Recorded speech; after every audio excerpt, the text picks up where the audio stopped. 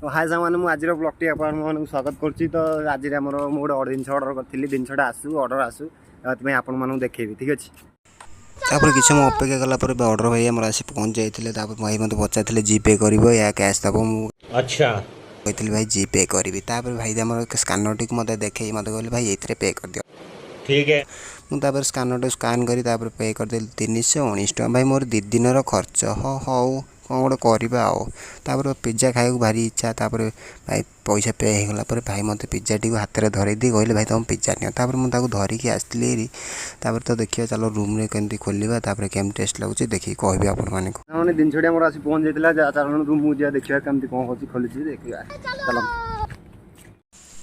तापर आसी आम रूम रे पिज्जा बक्स टी आम अनबक्सिंग होता गोटे पिज्जा 4 पीस था समस्ते खोलीदेलु माने मो भाई खोलते बसिक समस्ते तो मो सांग मैंने बसते समस्त गोटे गोटे पीस धरदेली आउ सब मोर पिज्जा मुझे खाई।